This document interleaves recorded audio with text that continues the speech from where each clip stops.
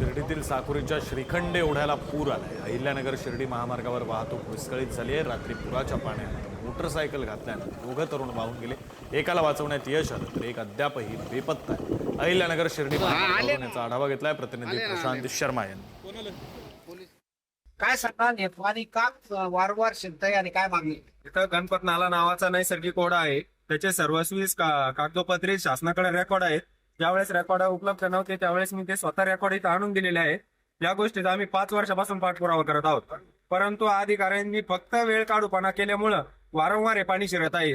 आदरणीय आमदार साहेबांनी त्यांना सांगितलं ओढा काढून घ्या, दादांनी सांगितलं ओढा काढून घ्या, परंतु अधिकारी ही गोष्ट मनावर घ्यायला का तयार नाहीत?